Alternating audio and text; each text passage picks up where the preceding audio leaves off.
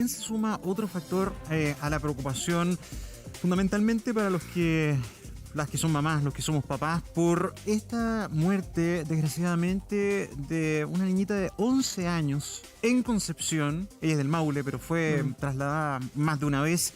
Llegó al Hospital Base de Concepción por PIMS, por esta enfermedad asociada al coronavirus que da después del COVID-19. Y hay, doctor Las Heras, al menos 3 casos en observación en la misma zona. Si bien son 176 casos en total los reportados en el país, pero ya van 3 niños muertos. Bueno, esa es una realidad. O sea, afortunadamente el COVID no ha tomado como foco a los niños. O sea, los niños en general no se infectan de COVID, pero aquellos que se infectan efectivamente porque tienen algún problema de base, ¿no es cierto?, y terminan con cuadros inmunológicos como este que le produce esta enfermedad con posterioridad a la infección, es una infección muy grave. Es una enfermedad realmente que provoca la muerte en un porcentaje altísimo de estos niños afectados. Doctor, ahora, el problema es que, la sintomatología de todo esto, de todas estas cosas que están pasando, es tan confusa, porque cuando uno tiene niños en esta época, sobre todo, ya empiezan con los mocos, empiezan a resfriarse, qué sé yo, y uno se alerta al tiro que dice, ¿será COVID? ¿No será COVID? Está esta amenaza del PIMS que, aunque sea pequeña, existe. ¿Cómo tenemos que darnos cuenta que el foco es más grave que otra cosa?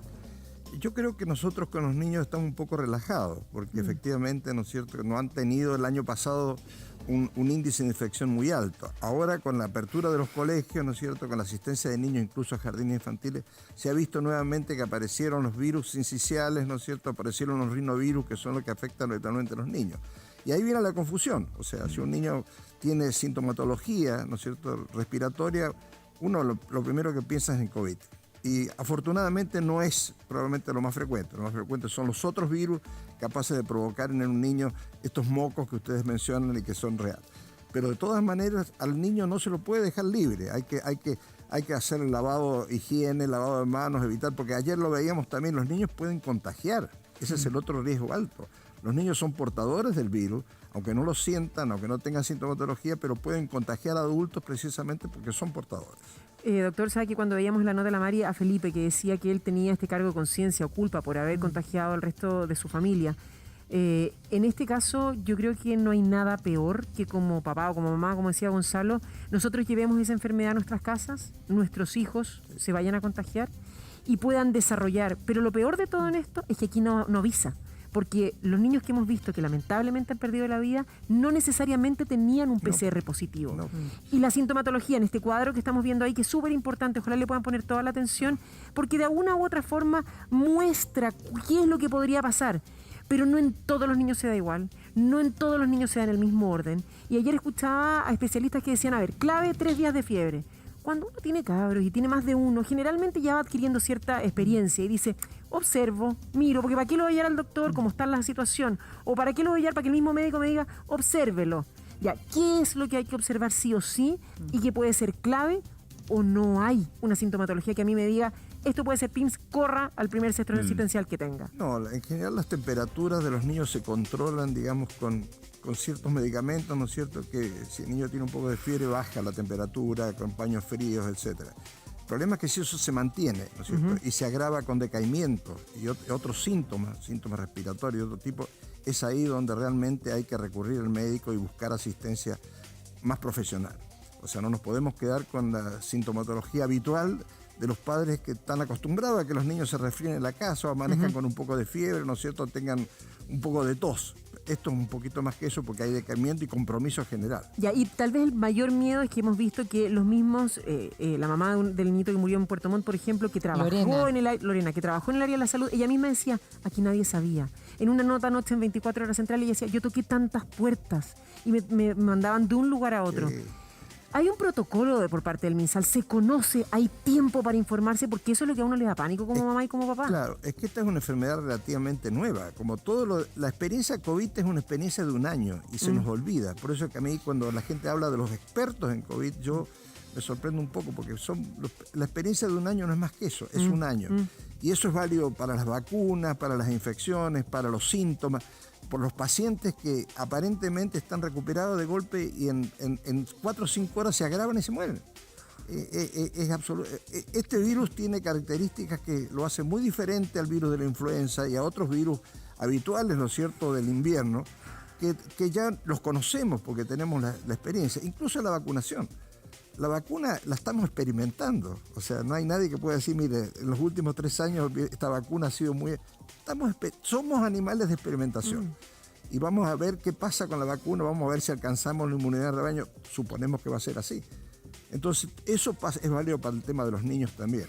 Y son muy pocos las personas que están entrenadas en esa área, porque muchos de esos niños no llegan ni siquiera a los hospitales pediátricos. Eso quiero ir precisamente, doctor Las Heras, porque es muy valioso tenerlo usted hoy día, porque es pediatra. Lorena, la mamá de Emilio, que se murió con 16 años de PIMS, conversó con nosotros y efectivamente es imposible no tener terror, porque cuando esta pandemia partió nos dijeron, no, a los niños no les pasa nada.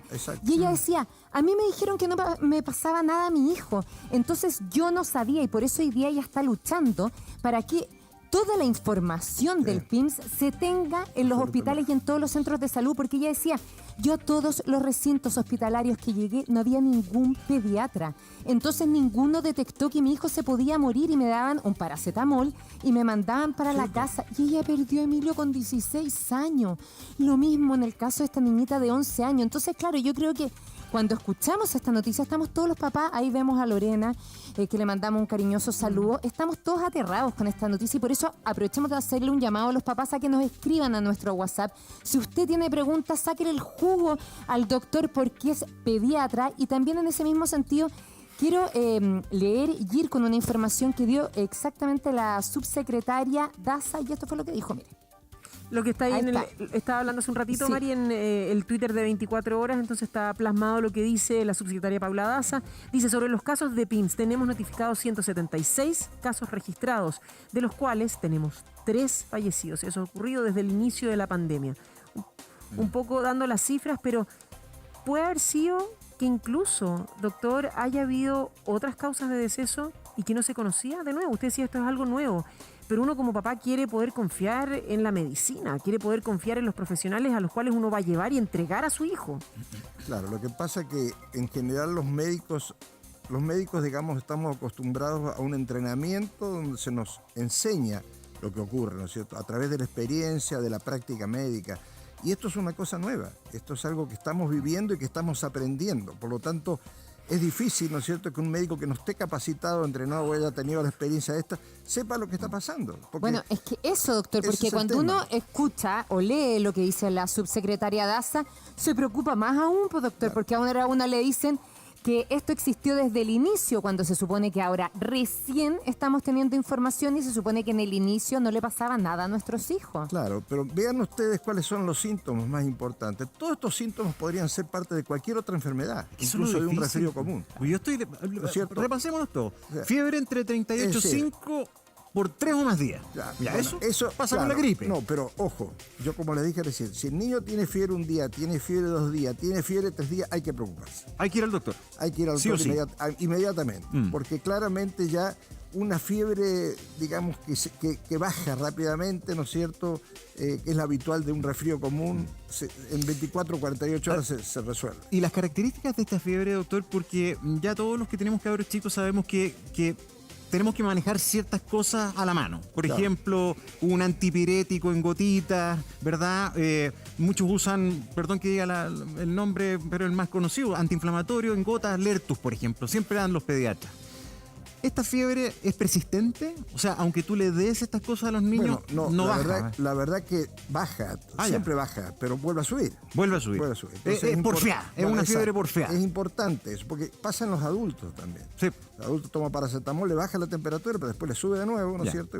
Bueno, si esto se mantiene más de un día, obviamente que tiene que ir un médico. Es importante que el médico reciba, lo examine, porque puede que no sea un resultado de COVID, pero puede ser otra infección grave, ¿no es cierto?, que tenga el niño. Ahora, del resto de las cosas, dolor de cabeza, confusión.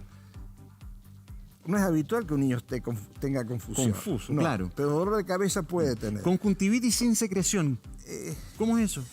Eso es parte de cualquier resfrío. Los niños a Ya. veces tienen Moco irritado. conjuntivitis. Exacto. Y están junto con los mocos, ¿no es cierto? Tienen un poco de secreción. Se supone que las manchas en la piel No. serían una luz de alerta, pero el problema es que con Sí. los casos que hemos hablado de PIMS aparecen bastante tardías. Bueno, es que eso es.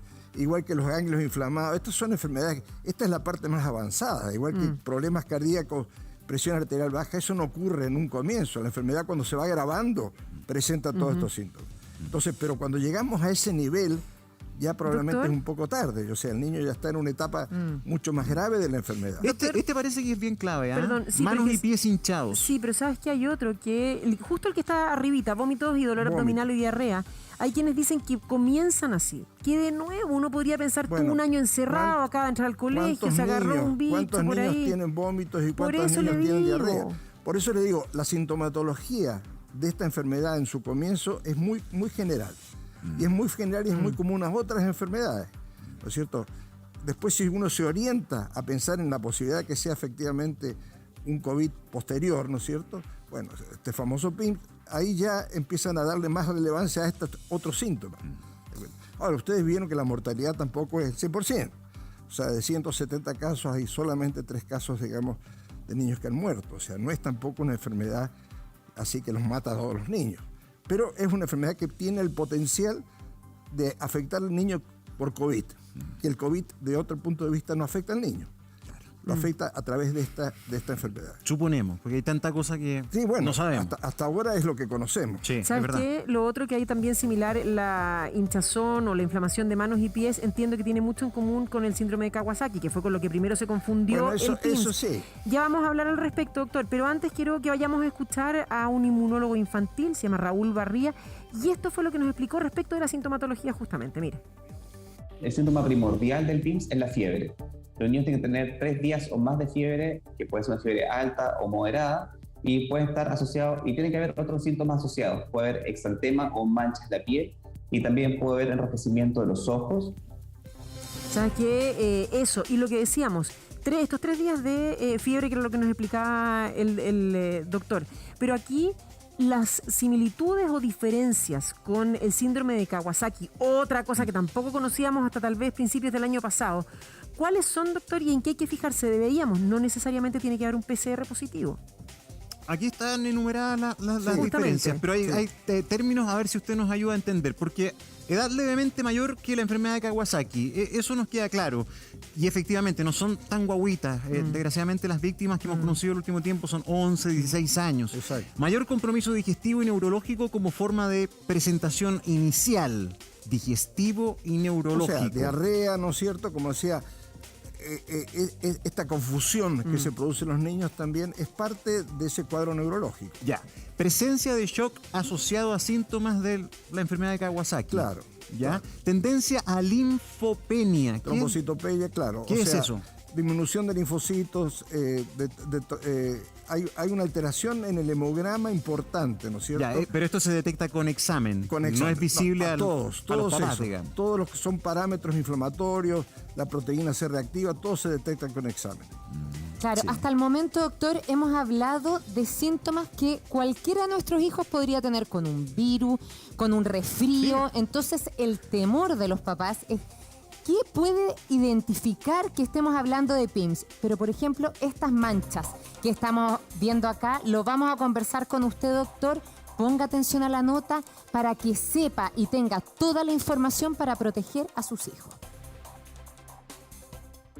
A 230 kilómetros de su casa en San Javier, fue el Hospital Regional de Concepción donde se agotaron los últimos esfuerzos por salvar la vida de Trinidad.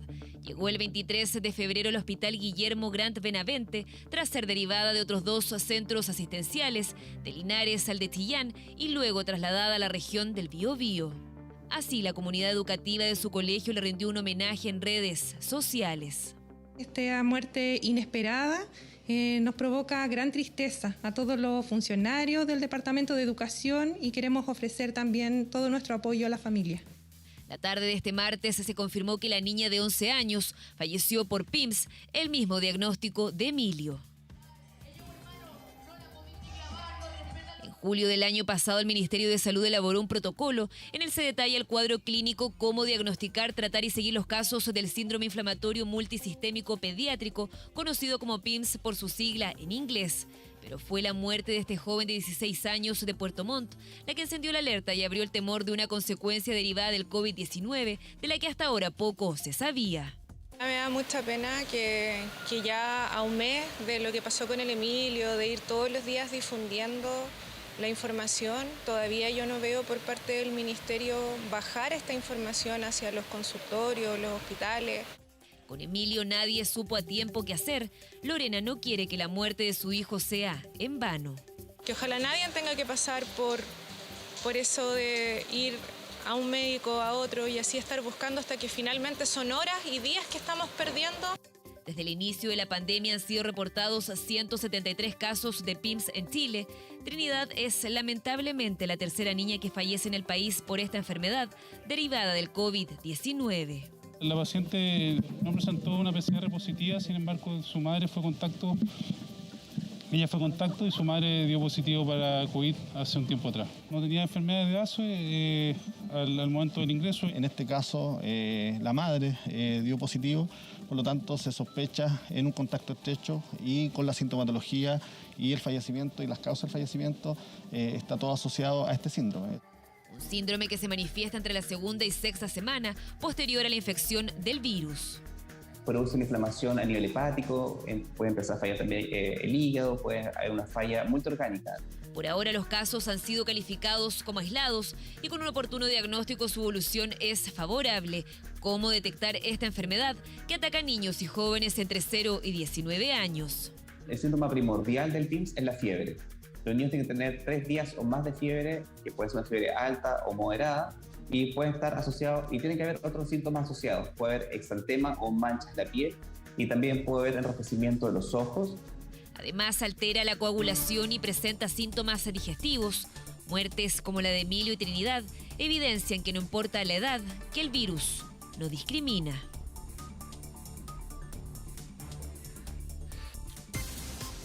A ver, 10 en punto de la mañana, la idea es poder responder a sus preguntas, tratar de bajar un poquitito la ansiedad, pensar y tener claridad cuando uno de nuestros hijos muestra cierta sintomatología, qué es lo que debemos hacer. Así es que estamos con el doctor Las Heras, él es pediatra, y queremos aprovechar sus conocimientos. Mándenos sus preguntas en las redes o en Twitter, hashtag Buenos Días TVN, o también las puede mandar a nuestro WhatsApp, ahí está en pantalla, más 569-4115-9517. ¿Sabes qué? Hay un tema que es bien importante. En un inicio, sobre todo el año pasado, doctor, el mensaje era trate de no ir a la consulta, de no ir a recintos asistenciales, si es que no es estrictamente necesario para evitar estar circulando y enfermarse. Pero ahora he escuchado a más de algún doctor, si no me equivoco fue el otro día el jefe de la urgencia de la Alemana, que dijo, ahora es al revés. Ante cualquier sospecha, inmediatamente vaya a la consulta. ¿Es así? Es así. Sí, yo creo que no hay que tener tanto susto a que llevar a una persona a una emergencia, ¿no es cierto?, para que la vea un médico a que se vaya a contagiar. No hay que pensar en eso si va protegido, ¿no es cierto? Pero es importante que si hay sintomatología, sobre todo en un niño, porque en los niños las evoluciones son muy rápidas. O sea, un niño, ¿no es cierto?, no tiene la capacidad de resistencia de un adulto en muchos sentidos. Entonces, cuando un niño tiene síntomas, como yo les decía, fiebre un día, fiebre 2 días, ya la situación, hay algo más. Esto ya no es un resfrío común, ¿no es cierto?, cuando vuelve a subir. Hay que llevarlo al médico inmediatamente. Bueno, doctor, por lo mismo tenemos a Scarlett al teléfono, que le agradecemos infinito hablar con el Buenos Días a Todos, porque su hijo tuvo PIMS, lo intubaron, pero menos mal está bien, nos alegramos tanto. Scarlett, mil gracias por hablar con nosotros y para que nos cuentes cuáles fueron los síntomas en un inicio de tu hijo. Hola, buenos días. Primeramente saludo a todos los que están en el estudio. Buenos días. Buenos días. La historia de mi hijo fue un poco complicada. Mi hijo, nosotros tuvimos COVID a principios de julio. Mi hijo tiene 4 años y él, más de presentar una fiebre de 37 que le bajó con paracetamol, no tuvo ningún otro síntoma. Pasado la cuarentena del COVID, ya no se nos levantó la cuarentena, hicimos nuestra vida entre comillas normal con las restricciones que habían. Mi hijo a fines de julio, una noche, presentó una fiebre de 40. Estábamos acostados y él despertó y me dijo, mamá, no me puedo mover, me duele. Yo prendo la luz, lo veo a él y él estaba rojo.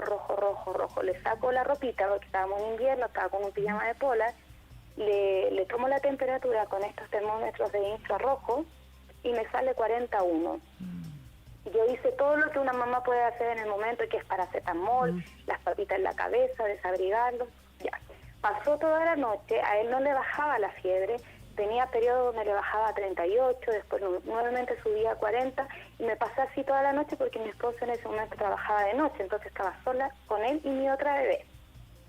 Llegó la mañana, y en la mañana recuerdo que llamé a una amiga, le digo, ¿sabes qué? Mi hijo está mal, no sé qué hacer, y ella me dijo, ¿sabes qué? En un canal, mi hijo, están hablando del PIMS, de algo que viene después del COVID, me dijo, ten precaución, mejor lleva al niño, si sigue con fiebre al hospital.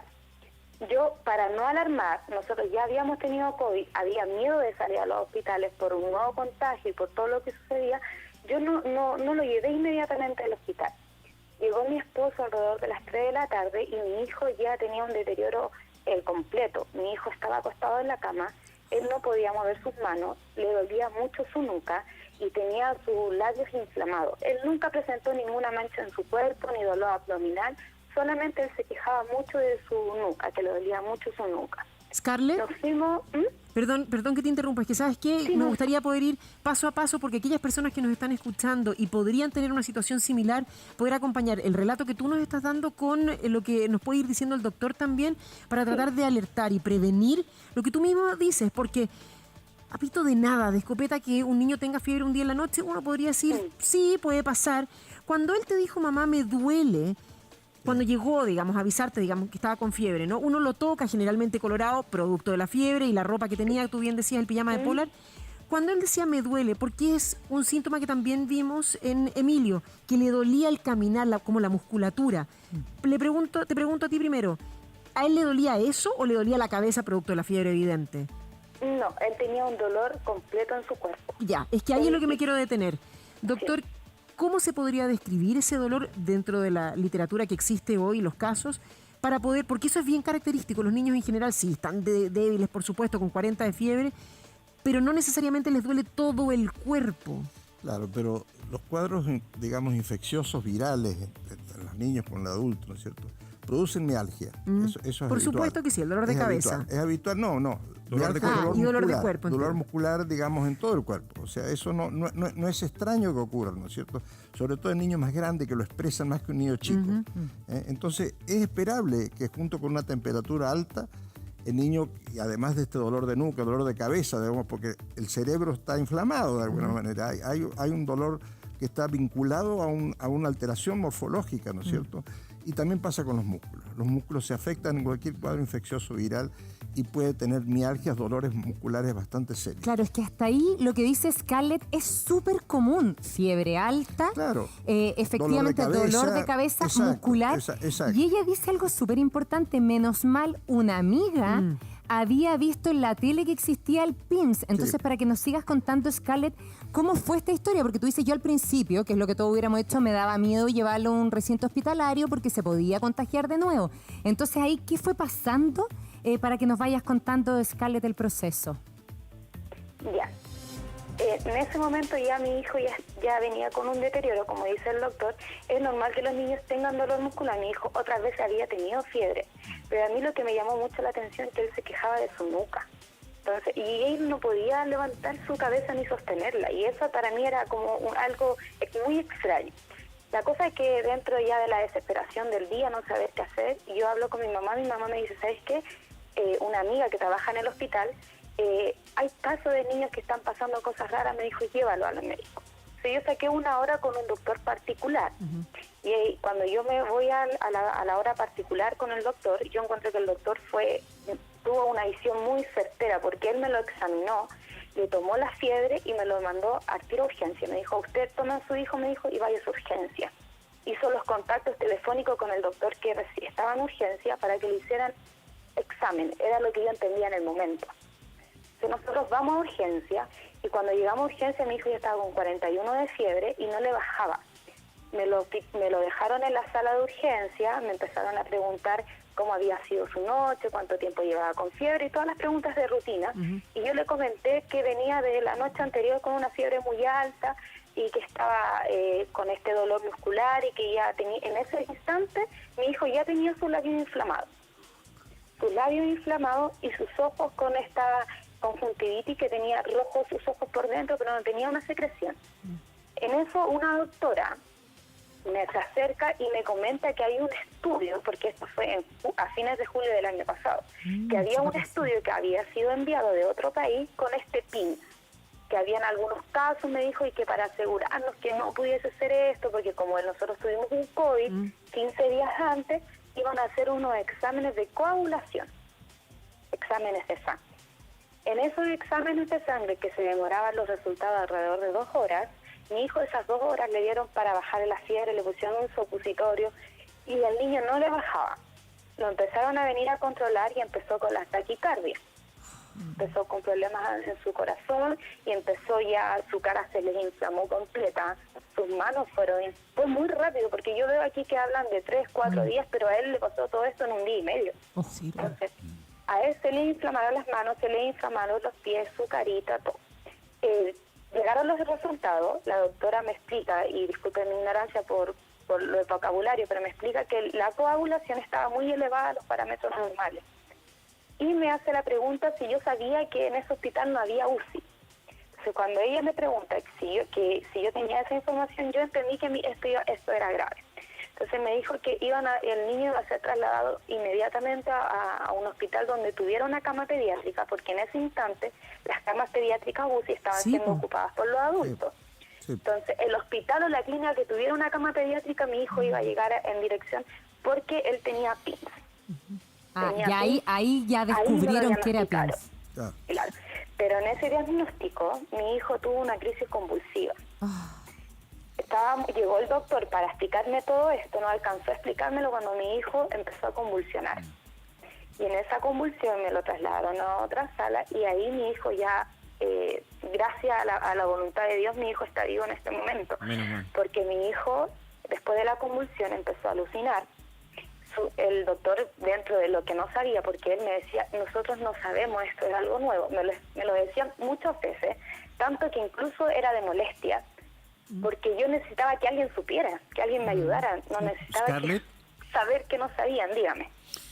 Lo que pasa es que al escucharte, y probablemente esto se repite tanto en este panorama, es que estamos enfrentando una enfermedad nueva y se nota que tú apreciaste desconocimiento en los especialistas. Entonces, la incertidumbre se incrementa cuando tú ves que en quién deberíamos poner a las personas queridas en las manos de los profesionales.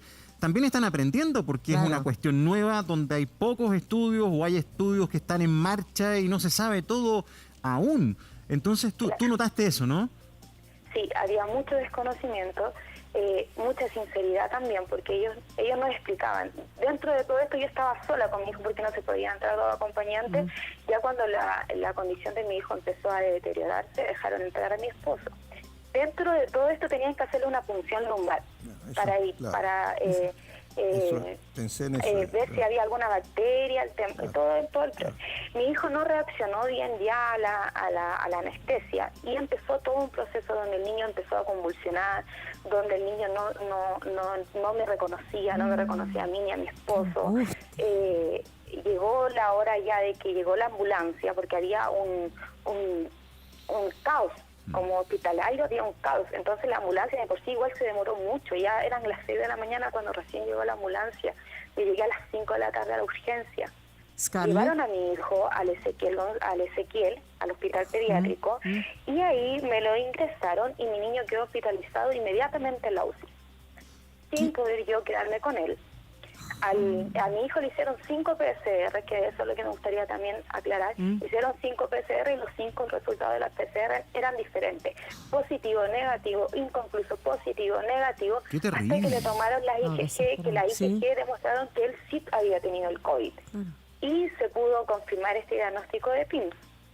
Él quedó hospitalizado en UCI. Nosotros nos tuvimos que venir a la casa con una pena tremenda a ver a nuestra hija. Llegamos a la casa de mi suegra. Y en el transcurso del día, nos llama la doctora y nos avisa que el niño había vuelto a convulsionar. Y que teníamos que esperar solo el llamado telefónico, en caso de porque la situación de él ya estaba muy grave. Esperábamos, pasó durante el día y como a las 4 de la tarde nos vuelven a llamar y nos comentan que el niño volvió a convulsionar y que estaban comprometidas sus vías respiratorias y que había sido entubado de urgencia. De ahí mi hijo ya estaba entubado, estaba mal, estuvo entubado 4 días y en esos 4 días el doctor me explicaba que tenía las arterias del corazón al punto de llegar a la dilatación y que le provocara un paro y su cerebro estaba totalmente inflamado. Mi hijo estuvo crítico, 8 días crítico. Gracias a la voluntad de Dios, mi hijo poco a poco empezó a mejorar. Lo sacaron de la intubación el día 4 y empezó como, entre comillas, un proceso de mejoría. Pero mi hijo no me reconocía. En la primera videollamada que nosotros hicimos con él, mi hijo no me reconocía, él no hablaba, él no hacía nada. Era un niño totalmente, no era mi hijo. Y la doctora me explicaba que era la neuróloga. A esa altura ya lo veía un inmunólogo, un cardiólogo, fisiólogo. Multidisciplinario. Todos los que yo nunca había escuchado de medicina, ya lo estaban realizando. Scarlett, es que sabes que es súper importante lo que nos está... Bueno, todo lo que nos has dicho a mí me tiene pegadísimo porque en el fondo, claro, ese es el temor que tenemos todos los que tenemos niños y niñas, porque... Te vas a enfrentar un poco a un cachipuno, una suerte de ruleta, con muchas cosas que no son claras, donde tú decías 4 o 5 PCR, uno decía una cosa, otro otra. Claro. Pero además, este fenómeno, doctor Las Heras, de no reconocer a la mamá, eso es parte del cuadro general, ¿no es cierto? De un niño que ha tenido convulsiones, ¿no es cierto? Que ha tenido compromiso de su sistema nervioso central. No es extraño que le haya pasado eso. Ahora, acá hay cosas interesantes que hay que valorar. Primero, el antecedente de COVID familiar. O sea, ese es un antecedente clave. Esto siempre, el PIMS siempre se da después del COVID. Sí. Por eso mismo. Pero existiendo ya el antecedente, obviamente que hay que pensar en eso. Segundo, un niño que llega a la urgencia habitual pediátrica con fiebre, ¿no es cierto?, muy alta, que ha tenido incluso convulsiones, con dolor de nuca, lo primero que le hacen es una punción lumbar, pensar que puede tener una encefalitis, ¿no es cierto? Puede tener una meningitis. Claro. Eso es lo habitual en un niño. En este caso había otros elementos adicionales, ¿no es cierto?, que se fueron dando. Y lo interesante, porque ya que se compara con la enfermedad de Kawasaki, que es una enfermedad que se conoce ya hace muchos años, pero que siempre fue una incógnita en muchos casos de por qué se producía, inmunológica, infecciosa, etcétera. Tuvo compromiso de los vasos cardíacos. También. Entonces hizo un cuadro parecido al Kawasaki desde muchos puntos de vista. Si no hubiera el antecedente de COVID, uno podría pensar que era un Kawasaki. Entonces yo creo que acá hay que sumar todos los antecedentes para sacar una conclusión.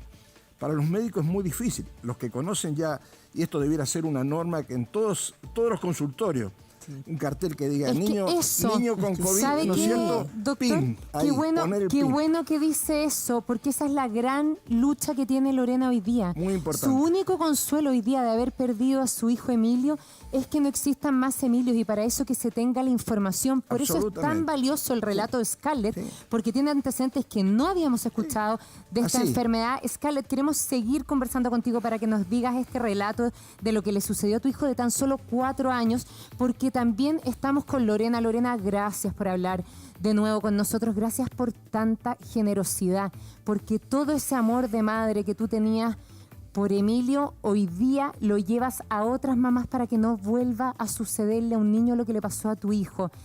Y Scarlett hablaba de cosas muy importantes y distintas de la enfermedad, como el desconocimiento. Porque efectivamente ella llevó a su hijo en junio, cuando estábamos en el pic de la pandemia y en Chile prácticamente no se conocía lo que era el PIMS. Pero en el caso tuyo tampoco. Y tú, claro, decías, fui a todos los recintos hospitalarios, pero porque no había un pediatra como el doctor Las Heras que tenemos acá para ayudar a la gente, nadie supo lo que tenía mi hijo. Buenos días y mil gracias por estar de nuevo con nosotros, Lorena. Hola, gracias también de nuevo por la invitación. Saludos a todos.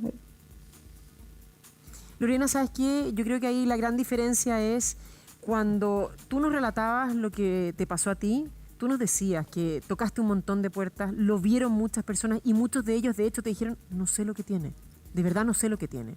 Ándate de vuelta al hospital o ya te iban a dar una cama. A diferencia en este caso de Scarlett, que tuvo la fortuna, por un lado, de que sí pudiesen trasladarlo, de que tal vez ella estaba acá en Santiago y que tenía más posibilidades, y además, dentro de los especialistas que lo vieron, hubo un pediatra de inmediato, y ese pediatra que lo vio, ella dice, mira, le voy a hacer unos exámenes para saber si efectivamente es PIMS o no. O sea, cierto conocimiento había.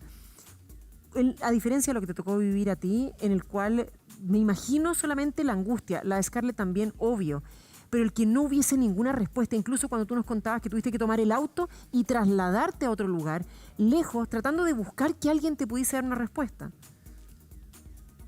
Sí, lo que pasa es que con el Emilio igual se juntó que él tenía 16, entonces... Pasaba entre niño y adulto. Claro, él pasó directamente a la urgencia de adulto y por lo que me explicaba el médico, me decía, claro, nosotros los pediatras estamos muy informados, pero los médicos que están más enfocados en la parte adulta desconocen este síndrome, entonces se asocian más a enfermedades que dan en adultos. Por eso el primer diagnóstico, observación diagnóstica del Emilio, fue una miositis que se da producto del ejercicio excesivo. El doctor lo relacionó con eso en primera instancia. Claro, y Lorena, tú también decías, fui a distintos lugares, nadie lo identificaba, pero también si nos puedes contar un poco los síntomas de Emilio, porque tiene cosas distintas, porque recién analizábamos los síntomas que tiene el PIMS y habían cosas que no salían, que sí tuvo Emilio, que fueron bastante clave y que le dijo Scarlett, como que se le caía la nuca y con unos como, no eran calambres en las piernas, pero sí mucho dolor, como si hubiera hecho un ejercicio muy pesado, tú nos contabas. Sí, de hecho, conversando con otras mamás, porque igual me han escrito hartas mamás que sus hijos tuvieron PIMS de distintas edades, ninguno con la edad del Emilio, y refieren que ellos primero fueron por un dolor estomacal y vómito, entonces se diagnosticaron como gastroenteritis. Y yo les comentaba que el Emilio, ya estando en el hospital, comenzó con este dolor abdominal y vómito, como en el tercer día, entonces... como había estado con régimen liviano, después dijeron que no podía comer, que sí podía comer, entonces el Emilio había estado a pura jalea y me decía, mamá, yo no sé si me duele de hambre, pero ya me duele mucho el estómago. Sí. Y el único que pedía era que pedía comer, preguntaba si es que podía comer y los médicos le decían que no, porque había que tomarle exámenes. Y en el Emilio partió con este dolor muscular, que él me lo describe muy bien con una sensación de quemadura. O sea, me decía, no es un calambre, no es sentir las piernas cansadas, siento que como que me las están quemando. Lorena. Entonces le fue muy específico en ese síntoma, que fue el primero que presentó. Otro de los síntomas que aparentemente se ha repetido es la inflamación de manos, de pies y eventualmente de labios y cara. ¿Emilio tuvo esta sintomatología en algún minuto y sobre todo al principio como que fuera clave eso y de eso también pudiese la gente tratar de tomarse respecto a una situación similar? No, sabes que el Emilio eso ya lo presentó en el cuarto, quinto día ya estando dentro del hospital. Bueno, yo lo pude ver hasta el día miércoles cuando el Emilio empezó con un edema en los pies y sus labios empezaron a tomar esa coloración que comentan. Y después cuando yo ya lo veo el día que el Emilio fallece el primero, sí, efectivamente estaba con toda la inflamación que comentan, pero él lo presentó, yo creo que ya estando hospitalizado en la UCI.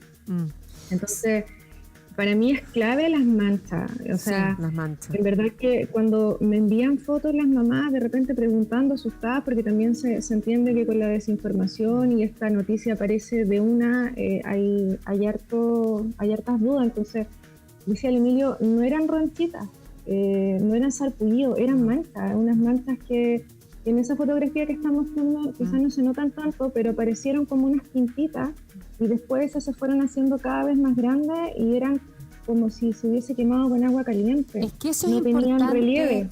Lorena, para que nos ayude también usted, doctor, porque lo que dice Lorena es manchas como quemadura y con dolor de quemadura. ¿Eso es característico del PIMS para alertar a los papás, por ejemplo? Sí, yo no soy experto en PIMS, pero claro, hay muchas enfermedades virales que se comportan con exantema, ¿okay? Con manchas en distintas partes o con pintas o cosas, muchas enfermedades virales. Yo lo que creo que tampoco podemos esperar de esta enfermedad que el niño tenga todos los síntomas que se describen que se pueden encontrar. A veces aparece uno, y eso pasa con todas las enfermedades. Aparece uno o dos, pero hay antecedentes que son vitales. O sea, si hay COVID cercano, familiar, o hay alguien que haya estado en contacto con él con COVID, si hay un antecedente de COVID, hay que pensar en PIM. Antes que nada. Ahora, en este año de pandemia ya hay una observación internacional respecto a esta PIMS. Sí. Y ya hay patrones que están detectados. Y eso yo creo que es una buena señal para todas las familias. Uno, normalmente se puede dar post-COVID del grupo familiar hasta 6 semanas. Ya. O sea, pasa un buen rato Exacto. para Buen que dato aparezcan estos problemas. Segundo, normalmente la inmensa mayoría son niños desde los 10 años en Más adelante. grandes. No son los más chiquititos. No son pequeños, claro. No son tan chiquititos. No son lactantes. Pero Scarlett era de 4 años. O Claro. sea, nada es una regla acá. O sea, Claro. podría ser... Y ahí viene la duda de nuevo. Sí, de nuevo. Dale, pero Ese está es muy el bueno tema. ese dato. Sí, estaba tomándole una declaración de un ex presidente de la Sociedad de Pediatría de Chile, que también estaba hablando del tema. Entonces, claro, es difícil establecer un esquema fijo para esta enfermedad. Claro, pero las enfermedades en general cuesta que tengan un patrón tan fijo que se repite exactamente igual en todos los casos. Pero yo creo que hay antecedentes que son vitales. O sea, aunque haya 6 semanas o 5 o 4 de que la familia tuvo COVID o hubo COVID cercano a él, hay que sospechar en PIN. Ese es el Doctor, tema. Eso es lo primero. O sea, hay que De ahí- partir por descartarlo Exacto, quizás y en de, el ahí, y de hijo. ahí seguir, porque incluso ustedes vieron que los resultados de los PCR son variables. Eso es preocupante, ¿no es cierto? Que a algunos les salió positivo, a otros no. Bueno, Entonces, Emilio, 3 negativos. Todos los bueno, PCRs que le hicieron por al eso hijo de mismo. Lorena salió negativo Entonces, siempre. Eso es muy preocupante. Entonces Muy. hay que ver realmente, o sea, hay que buscar todos los antecedentes posibles antes de interpretar esta enfermedad con esa característica, porque también podemos cometer un error. El niño puede llegar con una encefalitis o una digamos, meningitis, y pensando en cosas raras no le hacemos el tratamiento necesario y se muere por la meningitis. Eso puede ocurrir. ¿Sabes qué? Quiero volver con Scarlett, doctor, porque, a ver, teniendo las dos referencias en este caso, tanto de Lorena como de Scarlett, aparentemente, y preguntarte, Scarlett, si así fue o no, te dijeron a ti que el caso de PIMS de tu hijo había sido como muy rápido, porque Lorena, en cambio, hubo varios días en los cuales esto fue evolucionando y fue adquiriendo mayor cantidad de síntomas. En cambio, contigo, de un día para otro ya tenía esta fiebre alta que no bajaba, ya empezó con la inflamación de los pies, las manos y sobre todo los labios, nos decías tú. ¿Te dijeron algo así o no necesariamente, que era como fulminante este PIMS de tu hijo? No, en realidad mi hijo fue el caso 31 en Chile. Entonces no había mucha la información de cómo, qué tan rápido era o qué tan lento eran los síntomas, sino que solamente estaban los síntomas y que había que ser tratado porque el deterioro era muy rápido del niño. Después cuando con Lorena, ella está en una página de PIMS, donde yo también estoy, porque después de esto uno ya se puede hacer como experta y empieza a buscar más información. Mi hijo, después de todo esto, cuando ya salió, los doctores me decían que no era seguro que él volviera a caminar o volviera a hablar, que no había antecedentes de un seguimiento de tantos casos para poder seguir a los niños y decir, ¿sabe qué? Va a salir bien de esta condición o va a salir con un deterioro neurológico, porque mi hijo en el día 5 tenía un deterioro neurológico, él no reconocía, no podía caminar, no podía hablar, nada. Gracias a Dios él empezó a evolucionar bien.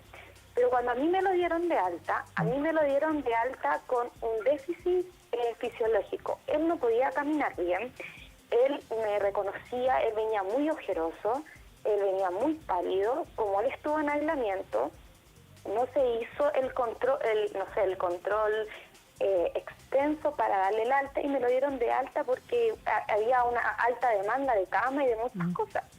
Mi hijo, a los 2 días de haberle dado el alta de este PIMS, estuvo aquí en casa y nuevamente le dio fiebre. Nuevamente le subió la fiebre, partimos corriendo por todo lo que ya habíamos vivido y a él le vino una encefalitis. Entonces me explicaban que producto de este PIMS, tanta fiebre y tanto deterioro le provocó una encefalitis. Y estuvo nuevamente hospitalizado 9 días más en UTI.